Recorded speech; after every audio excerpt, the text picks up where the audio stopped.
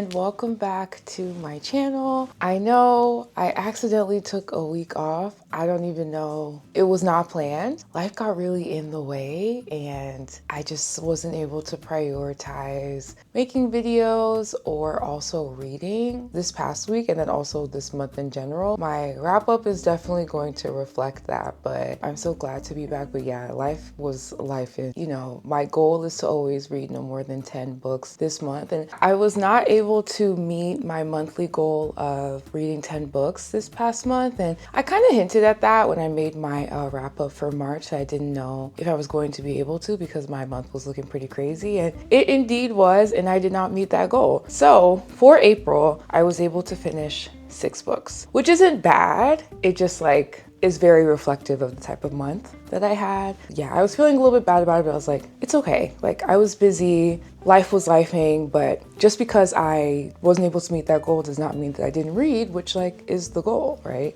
I'm going to be talking a little bit about the books that I did end up reading this month, some of the shows and movies that I watched, of course. And I don't have any new Jellycats that I got this month, but I do have an update on a Lego set that I'm building. So I'm looking forward to showing that as well too a little bit later on. So the book that I was able to finish that I talked about briefly as well is The Dream Hotel by Layla Lalami. And that was my book club pick for this month.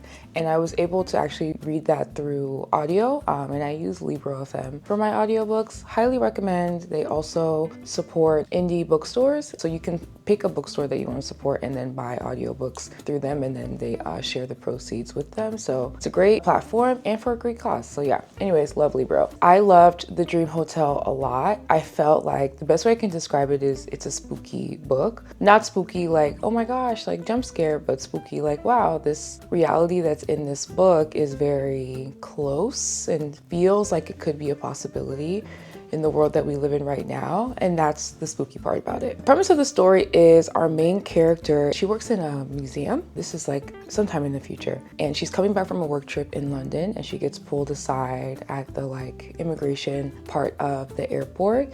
And they start kind of giving her a hard time, asking her why she went to London and what her job is and who paid for the trip and things like that. She's like a mom of twins and her husband's picking her up with the twins. So she's flustered, aggravated. So she's giving short answers and irritated with them for the ways that they're asking her these questions. And they start looking at her file and they're like, oh, you've made some really interesting comments about specific topics and people in power.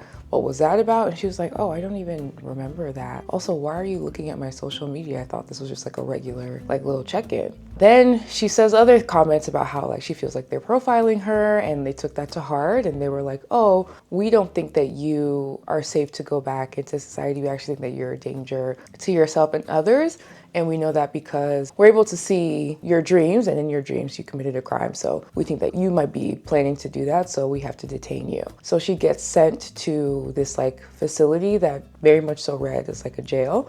And she's only supposed to be there for, I don't remember if it was 2 weeks or 21 days. And of course, now in the future, she's been there for almost a year. She was in the throes of postpartum and was really frustrated with her husband and was just that reflected in her dreams. And that was what they were holding against her, basically saying that she was a threat to her husband and they're trying to keep him safe from her. Very interesting. And the facility of course has cameras everywhere. They have to pick a job to do. They don't have access to things if they want to write, they have to pay for it. If they want to call someone, they have to pay for it. And of course the prices are outrageous, very similar to a prison. It was a tough listen, right? Because again, I feel I don't know how far off we are from that type of society in the world that we live in right now. And that feels very scary. So yeah, I think it was a great book. It's a great conversation about surveillance and what we are allowing and terms and conditions, and do we know what we're actually signing up for? Spooky stuff. I did enjoy it and I'm looking forward to talking about it with my book club in a couple of days.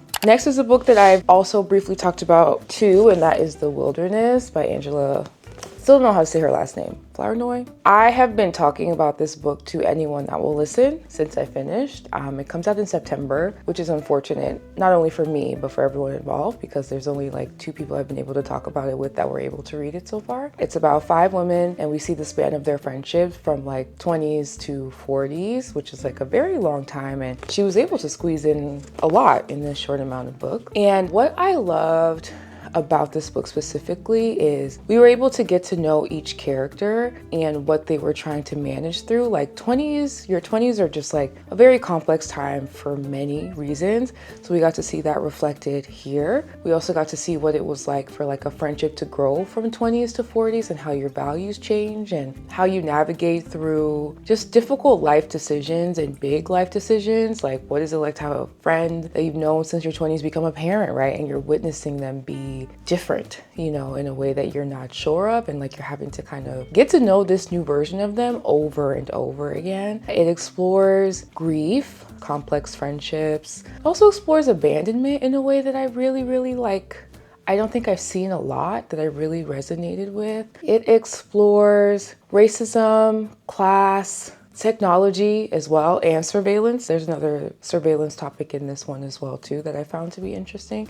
There's a chapter that's like in like a near future that takes place here too that like also had to deal with surveillance that I found to be interesting. The writing is really incredible. It definitely like sucks you in. I didn't read anything alongside this book. I was so locked into the story, and that's very rare for me. You know, I like to read multiple books at once. I was not interested in reading anything while I was reading this. Loved it. Again, it comes out in September, sorry. So you can pre-order it now, and when it does, come back and then we'll talk about it. Next is an anthology that I didn't think I was gonna pick up as quickly as I did because I was so busy. I was like, maybe this is a good time to read something that's like a short story type of anthology type of thing. And this did not disappoint. That's How They Get You by Damon Young. It comes out on June 3rd. This was so funny, but funny in a very Black way. I don't know if people who are not Black will understand some of these stories, but wow, there's so many stories that I love. Teo Escarapor, he wrote a story about Karens and how basically all the Karens in the world, all the women named Karen, were criminalized all of a sudden. Like they couldn't work, they couldn't get access into different places, and then they sent them to like a facility. It was very funny, very crazy. There's also a group chat conversation about how some of the past presidents that we've had in America have really Black sounding names, even though they're white. Like I found out that Joe Biden's middle name is actually Robinette, and I did not know that. So his full name is Joseph Robinette Biden. If you didn't know who he was, Robinette, right, I loved that as well. And then there's like an email exchange between the author and Kiese Lemon that was so insane. Even if I tried to describe it to you, it wouldn't make sense. It was incredible. And then the last story was by Disha Filial.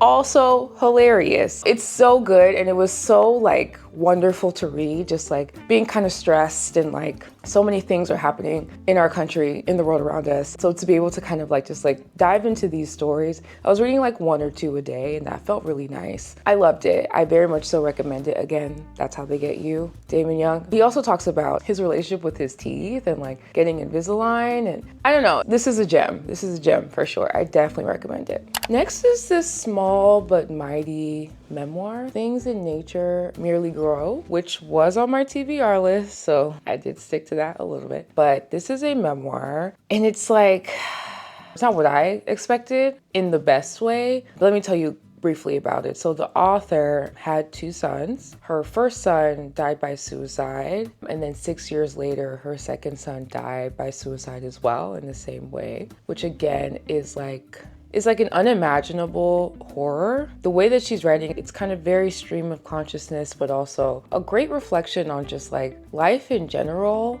and choice. The complexities of grief and how maybe even calling what she's experiencing grief is a way of minimizing it. It's also like a good reflection on like how people show up for you in like these unimaginable times, and maybe they don't know what to say, or maybe they say the hard thing that some might find to be harsh, but like is the correct thing to say in that moment. I was very reflective while reading this book. She reflects a lot on her journey as like a parent and as like a mom, and her relationship to her mom and society's expectations of mothers in a way that I think is raw and like doesn't sugarcoat it, very cutthroat, but also is in a space of reflection and asking questions of herself and asking questions of the reader. I really was in a deep state of reflection while reading this book. Again, it's like very small, think it's like 160 pages. I definitely recommend it, but if this topic feels too heavy or like too close to home, like please take care of yourself. But I do think there's a lot to discuss from this book, but it comes out on May 20th if you're interested. Next up is a book that actually surprised me, and that's Zeal by Morgan Jerkins. It surprised me because it's historical fiction, and I'm not a huge historical fiction person. I absolutely loved this book. I read it in tandem, so I was listening to the audio and I was reading it physically, which I thought was a really like immersive experience that I enjoyed. I hadn't done that in a while, and like I need to get back to doing that. That was really good. So a little bit about this book. It starts off with a couple and they're at their engagement party. It's like really beautiful, Harlem, 2019, I think. And at the party, the like groom-to-be presents the bride-to-be with this like big letter that's like framed, and it's like very old letter. It's like crinkly. She reads it and it's like a love letter between two people who were separated by the Great Migration and like slavery. She's writing to him because she's like, my life has changed. I'm married. Everything is different now, but you will always be the person that I love. So like the bride-to-be is like sobbing, and she's like, my gosh, like, did they ever find each other? Like, what happened? And the groom-to-be's family is like, well, yeah, that's how we got here. And then it throws us back into the story to get to understand and learn more about that couple in that letter. Beautiful, beautiful book. It is a love story, but not in like a traditional way, because we are dealing with like slavery and racism. So it goes back between 1865 and then we are thrown into 2020. So now we're also February 2020 in New York. The groom-to-be is a surgeon at a hospital. He's seeing his first cases of COVID and seeing all of the death, and it's changing him, right? And it's causing some distance between him and the bride-to-be, as we're also learning about the story about his ancestors, and she's a historian as well. So she's like naturally curious about the letter and the people in the letter. So she's like in the COVID throes of it all, trying to understand who these people were, and is coming up against the wall, but like also trying to understand her family. Loved it. I would say the one thing that kind of threw me at the story a little bit, I was not expecting there to be a big COVID storyline. And I feel like I'm still not ready to read about COVID 2020. I don't think I am. I was not expecting to like mentally go back to that space of like February 2020, because I did live in New York during that time, and it was a really scary time. So to read about it in a book, I just was like, all those emotions like kind of came back up, and I was like, ooh, I was not ready for that. I'm not ready to reflect on that time currently. But aside from that, amazing book. Couldn't recommend it more. I think everyone should read it. I think a lot of people will love it. Zeal, this was a great one. And lastly, the last book that I read was the one that I was looking forward to the most, which is Vera Wong's Guide to Snooping on a Dead Man. I ended up listening to that one on audio. I think I listened to the first Vera Wong book on audio too. It's just so good. I loved it. It's a good mystery whodunit, but like family oriented. Like Vera Wong literally loves just taking people in. The people that she kind of is drawn to is people that she can kind of feel their sadness or their grief. And she just wants to help and feed them, and also help them solve murders or mysteries. So yeah, it's such a fun series. I don't know if she's doing any more Vera Wong books, but those two, yeah, the second one was really good. I really enjoyed it. It had like a spin on like Vera Wong basically like is trying to be an influencer in the second one too, and it's very funny and a lot of bit ridiculous, which is how she is. Loved it. So those are all of the books that I read in April, and like I said, wasn't a great reading month. And I'm someone that like, if I don't read every day, I can physically and mentally feel it. Like reading is that space where I'm able to just kind of be present in my body and also mentally be present in a different story. And I just didn't have enough of that this month. So I'm going to try to get back on that in May. And then I also didn't even have time to film a reading vlog this month. And I'm noticing that the reading vlogs really help to keep me on track too for the month. So those are coming back for sure. Outside of reading, I was watching a lot of TV, and I have many things to discuss.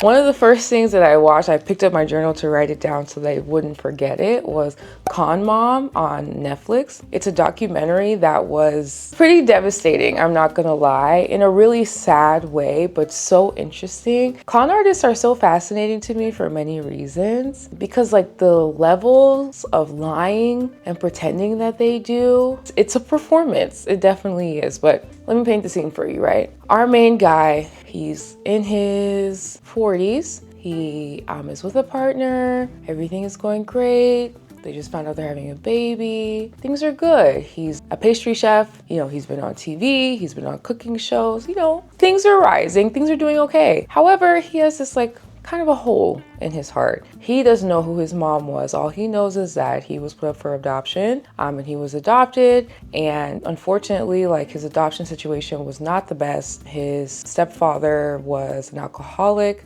and yeah, it just was a terrible situation. So one day he's living his life, and then he gets an email from this lady saying, hey, my name is so-and-so, and I'm looking for my son. He should be around 40 something years old now. Please let me know if this is you or if you know him. And he's like, what? So then he starts like emailing questions that only his mother would know, and she's getting them all right. He's freaking out. He's like, oh my gosh, I can't believe this is happening. Where have you been? I mean, do I believe this lady? What am I supposed to do? They correspond through email for a couple of, I think, weeks.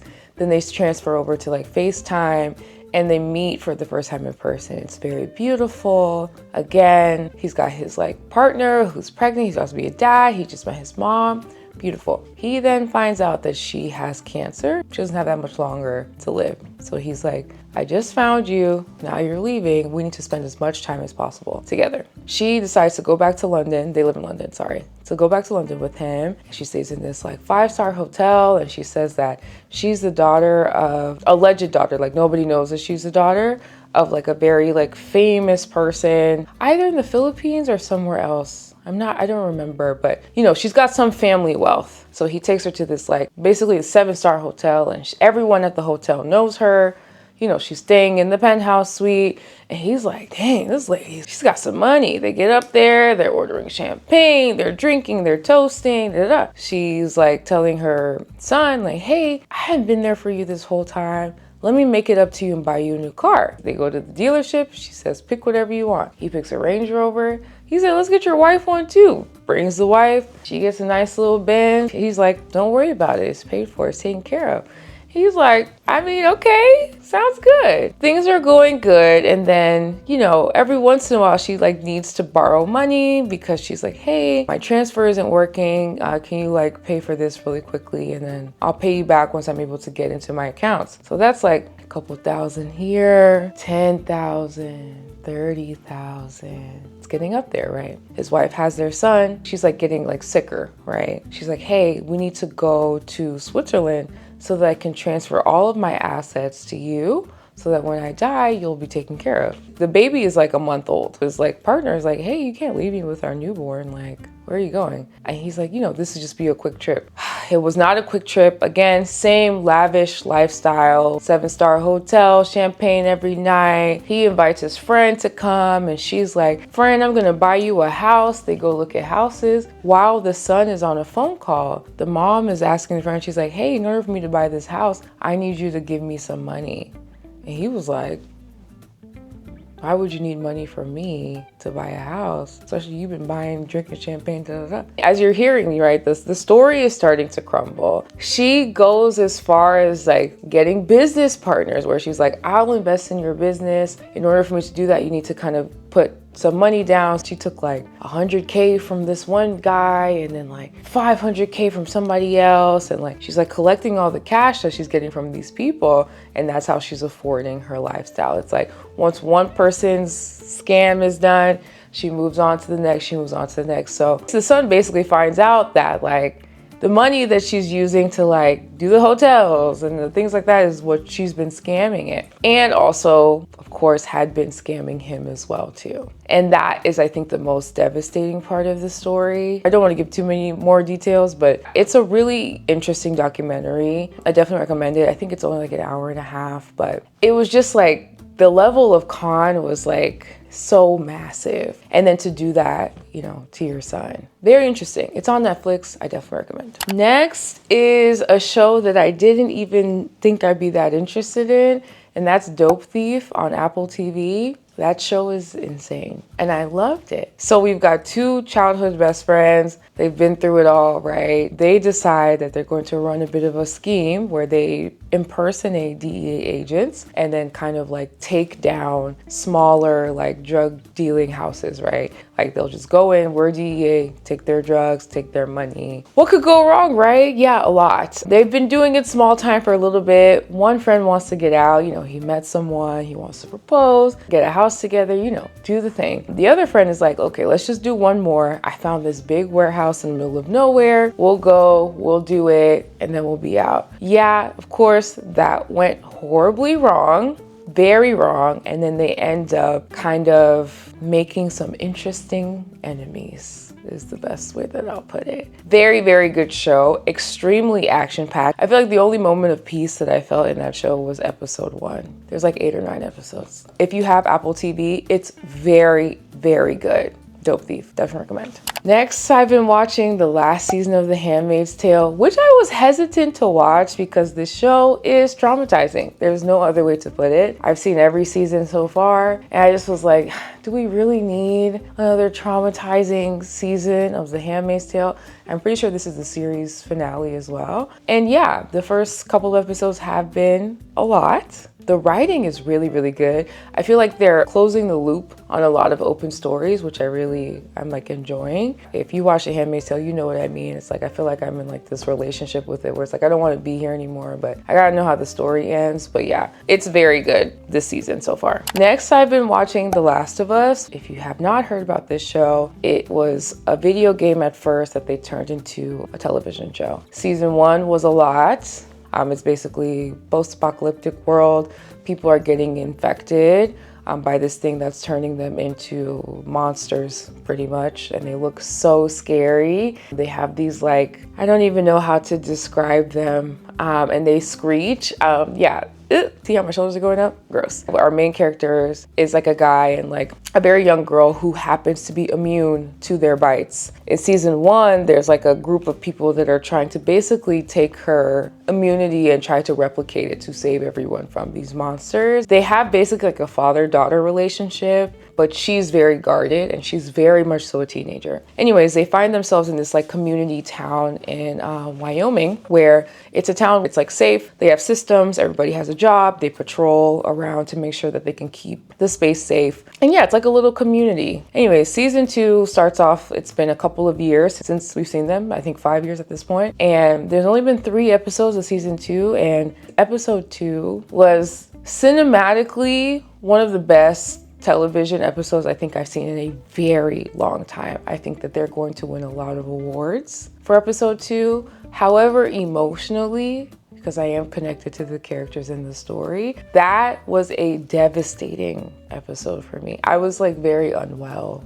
afterwards. If you haven't watched it, I highly recommend it. It is such a good show. It's shot so well. The writing is really good. Like, I didn't play the video game, so I don't know the accuracy of everything, but just know it is emotional at times. Next is Hacks. I love the show Hacks. That's on Max. It is a show about this like older woman who is a comedian. She's basically a legend and she's trying to break into late night. And she ends up hiring this lady who's a writer, but they have a very complicated relationship. Very complicated relationship. The older woman is very guarded and jaded and doesn't really trust anyone. And then the younger writer, like, basically, she wants to be accepted by her and she wants a relationship with her so badly. They do a lot of things to hurt each other in a way that I think it's like, you're doing this because you're not communicating how much you care about each other, and like you just keep hurting each other. And it's like, it's sometimes like you didn't even have to do that. Anyways, the show is very funny. It's very ridiculous. The writing is also absolutely so fun, fantastic. The casting is perfect. The season 4 is on right now. Very much so recommended. It's such a good show. I love it. I love it so much. I think so far, season 3 was my favorite season of the show because the writing really, like, we started to get a little bit into some deeper stuff. Love it. So for movies this month, I saw 2. The first movie that I saw was The Amateur. Very fun. I liked it. I love an underdog, and that movie is very much so an underdog story. Basically, this man, I think he works in intelligence, either for CIA or FBI, I don't remember. And his wife was killed on a work trip, And he's like, cool, I want to target everybody that killed her and I want to kill them one by one. And they're like, you work with computers. Like, we don't really see you as a killer. But yeah, he's like, okay, and basically created this plan. It's very action-packed. Again, it's very much so a story about an underdog of like people keep underestimating him and he keeps proving them wrong. And I love stories like that. It was great. I loved it. I don't think you need to watch it in theaters. I think you can wait for it to hit streaming, but it was a pretty good movie. Next is a movie that if you haven't seen by now, I don't know what to say. Sinners, Ryan Coogler, Michael B. Jordan. I don't have a single note. I actually want to watch it 2 more times. I've only seen it once. I would like to see it at least 2 more times. A very, very, very good movie. So much symbolism. The casting was perfect. The acting was incredible. Michael B. Jordan playing twins and making them into 2 very different people. That's talent. The music of the movie, the score, beautiful, beautiful, beautiful. The story was absolutely fascinating. You're kind of drawn and locked into the story immediately. It was funny at parts. Some parts had me at the edge of my seat. I was stressed out for most of it. I loved it. I'm willing to pay money to see it again at least 2 more times in theater before it hits streaming. I don't think that's a movie that you should watch for the first time on streaming. I think you definitely should have the theater experience. It's been a while since I think so many people have agreed that one movie is absolutely perfect. And it feels good to be a part of that, to be like, okay, yeah, you guys were absolutely right. The movie is great. I'm actually thinking about when I can go watch it again right now. So yeah, if you haven't seen Sinners yet, do yourself a favor. Okay, and lastly, I want to do a Lego update. I haven't done a Lego update in months, and it's because I haven't really been building. Sometimes I get in those phases where I don't build for a while, and then I'm hyper-focused on building. I'm in the hyper-focused phase right now. So I don't remember if I showed it in January or February, but I got the two-door corner Lego building, which was, I think, it's either almost 4,000 pieces or over 4,000. I don't remember, but I finally have made some progress with it. So these are the first 2 floors, and then there's gonna be a third, and then the roof. The first floor is a haberdashery, which is a hat store. And then there's like a little cafe. It's got like little coffee mugs and stuff in it, super cute. And then on the second floor is like a clock store. This set is fun. I like it. It has a lot of unique pieces to it. The build is pretty simple. I haven't come across any like annoying or too annoying like sections so far. There's no stickers. I think this is the few like big sets that I've built that don't have the stickers. Like all the stickers are already on the pieces, thank God. Every time I have to do a sticker, I'm putting it on crooked. Now I'm annoyed. I'm hoping to finish this by the next time I do, or by the end of my May wrap up, and then I can show you the finished product. But yeah, I've been building this while listening to my audiobooks, having a good time. So that's it for April. I would say April was more of a TV month than a reading month. And like, again, is a reflection of just like being busy. But May, we're locking in, getting these books read. Next video will be my TBR. I now have to think about what I'm gonna read in May. I don't know. I have no idea, but we'll figure it out together. Thanks so much if you made it this far. I know I took that break. That was unexpected, but thank you for being here. I really, really, really do appreciate y'all. I can't wait to see you in the next one. Bye.